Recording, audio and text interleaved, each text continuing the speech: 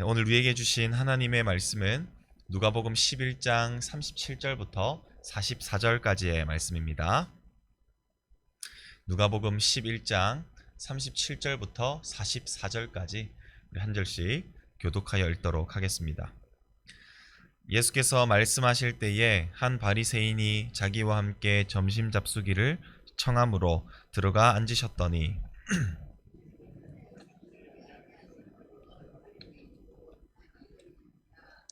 주께서 이르시되 너희 바리새인은 지금 잠과 대접의 겉은 깨끗이 하나 너희 속에는 탐욕과 악독이 가득하도다.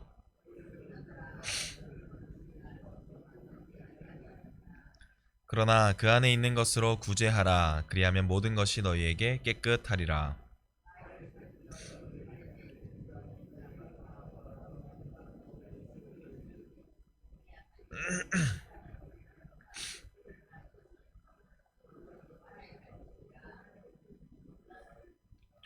화 있을진저 너희 바리새인이여 너희가 회당의 높은 자리와 시장에서 문안받는 것을 기뻐하는도다. 화 있을진저 너희여 너희는 평토장한 무덤 같아서 그 위를 밟는 사람이 알지 못하느니라. 아멘. 할렐루야. 네, 오늘도 하루의 첫 시간을 우리 주님 앞에 기꺼이 드리시기 위해 나오신 우리 모든 성도님들 가운데 또 하나님을 인격적으로 만나는 귀한 시간 되시며 또 하나님 앞에 기도하는 우리의 모든 간구가 응답되는 놀라운 역사가 나타나는 우리 새벽 기도의 시간이 되시기를 간절히 소원합니다. 네, 오늘 본문은 예수님과 바리새인과의 그 대화를 다루고 있습니다. 여느 때처럼 예수님께서는 이 청중 앞에서 서서 말씀을 전하시고 계셨고 그 가운데 오늘 등장하고 있는 바리새인도 그 회중 가운데 앉아 있었습니다. 그런데 이 예수님의 가르침을 주의 깊게 듣고 있던 이 바리새인이 어느 날 예수님께 식사를 청하게 되었습니다. 아마도 이 바리새인은 예수님의 가르침에 조금의 흥미가 있었던 것 같습니다. 그렇게 자신의 집으로 예수님을 초대했고 이제 식사를 내어와서 함께 먹으려고 할 때에 예수님의 행동에 이 바리새인이 눈살을 찌푸리게 됩니다. 그 원인이 38절에 등장하는데요. 같이 한번 읽어보도록 하겠습니다. 잡수시기 전에 손 씻지 아니하심을 그 바리새인이 보고 이상히 여기는지라. 유대인의 전통에는 항상 식사를 하기 전에 손을 씻는 규정이 있었습니다. 물론 이 식사를 하기 전에 이 손에 있는 세균을 말끔히 제거하기 위한 목적으로 손을 씻어야 함도 있을 테지만 그 당시에 더 큰 식사하기 전에 이 손을 씻는 더 큰 이유는 바로 정결의 문제 때문이었던 것이었습니다. 특히 바리새인들은 이러한 이 손 씻기와 같은 이 정결 예식을 기준으로 이것을 잘 지키면 유대인들이고 이것을 지키지 아니하면 이방인들이라고 구분하기도 하였습니다. 따라서 부정과 정결의 구분에 따라 이 사회의 질서를 유지하였던 유대인들에게는 이 식사 전 이 손 씻기와 같은 정결 예식이 공동체의 정체성을 지키는 데 있어서 아주 필수 요소였던 것입니다. 그러나 바리새인들에게 있어서 이렇게나 중요한 이 정결 의식인 손 씻기를 지금 예수님이 행하지 않고 바로 자리에 앉아 식사를 하려고 하셨으니 바리새인의 입장에서는 아주 이상한 행동으로 여겨질 수밖에 없었다라는 것입니다. 뿐만 아니라 이 손 씻기와 같은 이 바리새인의 정결 예식을 지키지 않는 것은 손님과 집안 전체를 부정하게 만들고 식사를 망치는 요소로서 여겨지기도 하였습니다. 따라서 예수님께서 지금 손을 씻고 식사를 하지 않는 행동, 손을 씻지 않고 식사를 하는 행동은 이 손님, 이 초대한 이 바리새인의 명예까지도 실추시킨다고 생각했을 것이며 하나님의 말씀을 가르치는 지금 예수님이 그 기본적인 정결 율법도 지키지 못하는 모습에 아주 놀라기도 했을 것입니다. 그러나 예수님께서는 이 바리새인이 마음속으로 그렇게 생각하고 있는 그 생각과 반응을 알고서는 그 계기로 그 사람이 아닌 바리새인 전체를 이렇게 싸서 향해 이렇게 말씀하고 계시는데요. 우리 39절에서 41절까지 말씀 같이 한번 읽어보도록 하겠습니다. 주께서 이르시되 너희 바리새인은 지금 잔과 대접에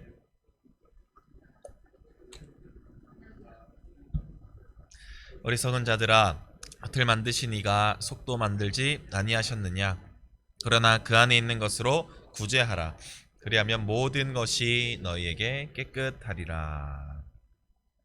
먼저 예수님께서는 이 바리새인들이 그들 자신의 이 내적인 더러움은 무시하면서 이 잔과 대접 같은 이 겉으로만 보이는 이 의식적인 정결에만 지금 주의를 기울이고 있는 것을 비난하고 계시는 것입니다. 여러분, 이 잔과 이 접시, 이것의 이 목적이 무엇입니까?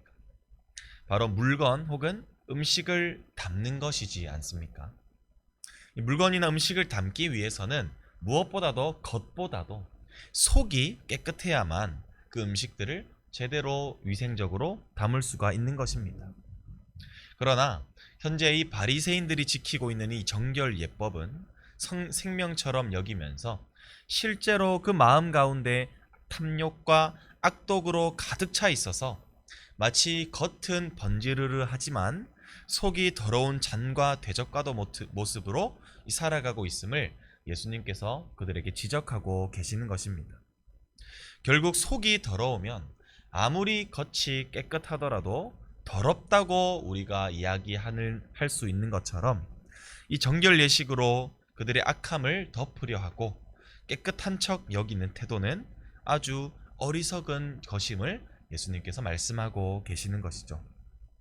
따라서 만일 바리새인들이 진정으로 자신이 깨끗하다라고 말할 수 있을 것은 바로 가장 중요한 것, 곧 그들의 마음에서부터 시작해야 할 것을 말씀해 주고 있는 것입니다. 그리고 계속해서 그들의 마음을 깨끗하게 할 수 있는 방법을 예수님께서 소개하고 계시는데요. 그것은 바로 구제하는 것입니다. 이 궁핍한 자들을 구제하는 것이 바로 내면에 있는 이 더러운 탐욕과 욕심을 말끔히 해결할 수 있다라는 것이죠. 구제라는 것은 탐욕과 악함의 반대이고 또한 탐욕을 씻어내는 세제와도 같은 것입니다. 왜냐하면 이 구제라는 것은 자신의 것을 그리고 지금까지 자신이 이렇게 움켜잡았던 것을 이 손을 펴서 남에게 조건 없이 이 제공해 주는 것이기 때문입니다. 곧 하나님을 위한 정결한 신앙은 바로 이웃을 위한 긍휼로 나타나야 할 것을 우리에게 교훈하고 있는 것이죠. 특히 사도행전 10장에 등장하고 있는 이 고넬료의 이야기를 우리가 잘 아실 것입니다. 고넬료는 이방인이었지만 하나님을 경외하는 자였고 특히 그는 구제에 힘을 다하는 사람이었습니다. 그랬을 때 하나님께서는 이방인이었던 고넬료를 무엇이라고 평가하고 계십니까? 바로 깨끗한 자다라고 평가해 주셨습니다. 이처럼 구제하는 자들이 외식하는 자들, 율법을 많이 알고 있는 자들, 사회의 높은 계층, 높은 지위를 가진 이 바리새인들보다 달리 진정으로 존경받을 만한 자이고 자신의 내적인 삶을 깨끗하게 하는 방법이 되는 것임을 예수님께서 소개해주고 있는 것입니다. 그런 뒤에 예수님께서는 뒤이어서 바리새인들에게 이 세 가지의 화가 있을 것을 말씀하고 계시는데요. 우리 42절부터 44절까지의 말씀도 같이 한번 읽어보도록 하겠습니다. 화 있을진저 너희 바리새인이여 너희가 박하와 운향과 모든 채소의 11조는 들이되 공의와 하나님께 대한 사랑은 버리는도다. 그러나 이것도 행하고 저것도 버리지 말아야 할지니라.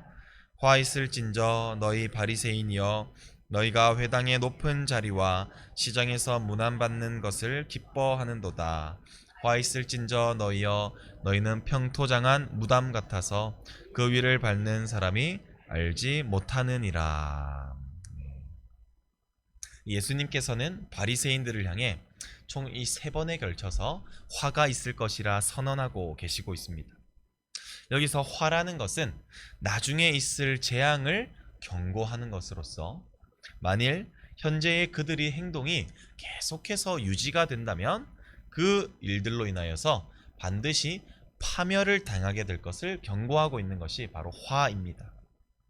그들이 화를 당할 만한 일들을 요약하자면 바로 하나님의 사랑을 잃어버린 것, 그리고 그들의 좌랑과 교만한 것, 그리고 그들이 사람들에게 행하는 악한 영향력 등으로 정리가 될 수 있습니다.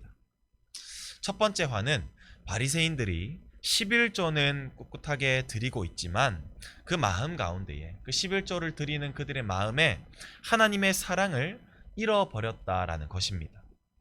사실 11조의 근원을 구약에서 살펴보자면 11조는 예배를 섬기는 이 레위 사람들과 또한 사회적 취약 계층을 돕기 위한 용도로 드리게 된 것입니다.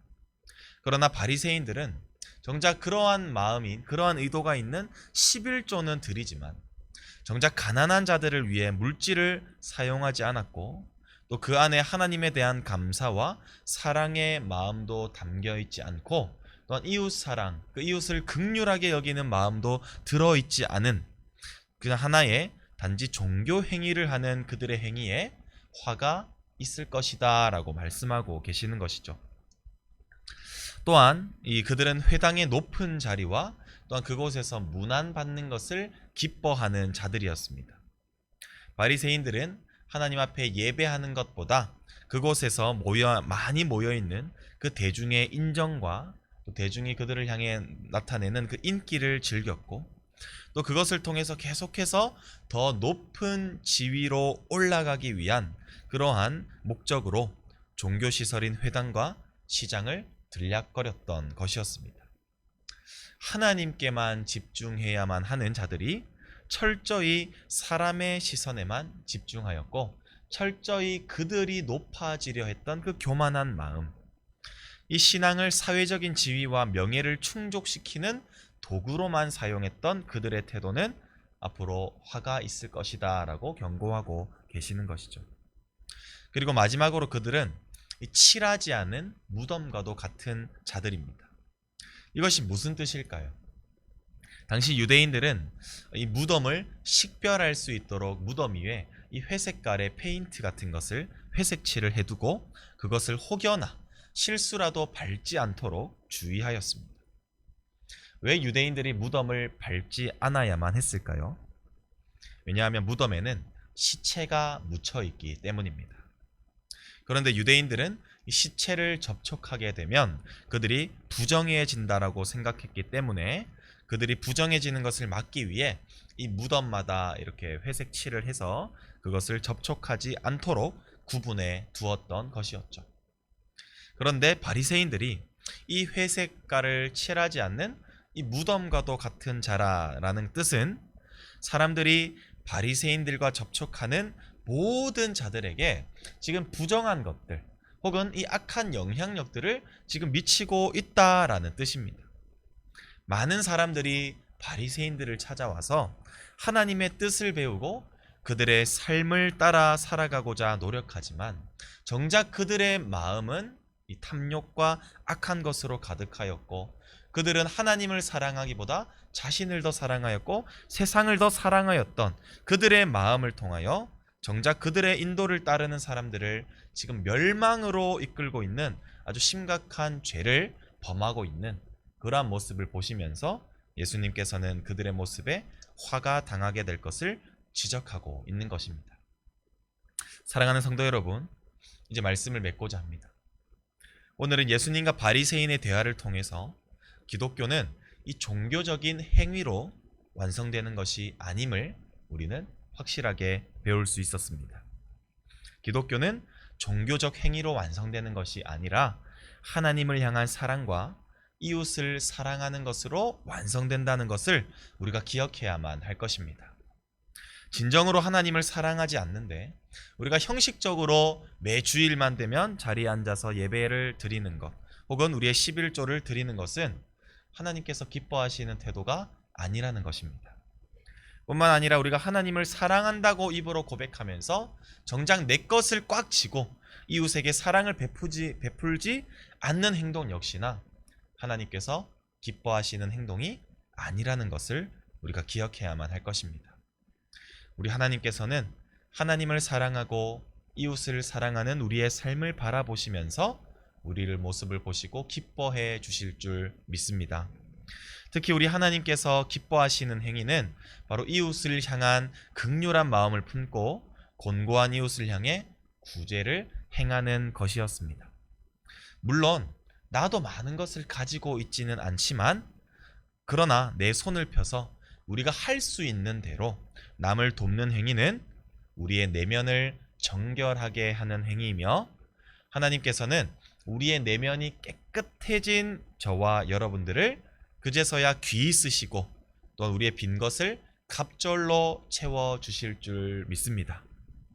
또한 하나님께서 더 나아가 우리가 만나는 모든 자들을 향해 또는 우리가 바른 진리를 전해줌으로써 바른 길을 안내해주는, 혹은 선한 길로 그들의 영향력을 미쳐주는 그러한 복음 전파자의 모습으로 우리가 살아갈 때에 우리의 삶 전체에 복이 가득하게 임하는 삶을 살아가게 될 줄로 믿습니다. 오늘 하루도 오늘 주어진 이 말씀에 순종하며 하나님의 은혜를 경험하는 우리 모두가 되실 수 있기를 간절히 소원합니다. 기도하겠습니다. 참 좋으신 하나님 아버지, 주님의 은혜와 사랑을 감사합니다. 하나님 아버지, 바리새인들은 정말 하나님을 향해 또 그 신앙을 가지고 또 하나님께 예배하며 또한 11조를 드리며 또 여러 종교 활동들로 정말 그들이 신앙인이었음을 그들이 믿었지만, 정작 예수님께서 바라보시는 모습은 그 마음에 악독이 가득하고 외식하는 자들이라는 정말 악한 평가를 받았음을 고백합니다. 하나님 아버지, 혹시나 우리도 정말 구원받은 백성이지만 그 안에 하나님을 향한 진정한 사랑과 또한 우리의 이웃을 향한 진정한 사랑의 마음이 우리 안에 있나 점검하게 하시고, 하나님 아버지, 지금까지 정말 그러한 마음이 없이 정말 형식적인 예배와 형식적인 이 신앙으로 우리가 살았다면 주님 용서하여 주시고, 이제는 온전히 하나님만을 사랑하며 우리가 이웃 사랑을 실천하며 살아갈 수 있는 우리 모든 성도님들이 되게 하여 주시옵소서. 그리하였을 때에 우리가 하나님께로부터 쓰임을 받고, 그리하였을 때에 우리가 하나님께로부터 복을 받는 삶을 살아가게 될 줄로 믿사오니, 오늘 말씀 기억하여 오늘도 하나님을 사랑하는 또한 이웃을 사랑하는 삶을 살아갈 수 있는 우리 모든 성도님들 될 수 있도록 주님 축복하여 주시옵소서. 주님께 감사드리옵고 지금도 살아계시는 우리 구주 예수 그리스도의 이름으로 간절히 기도드립니다. 아멘.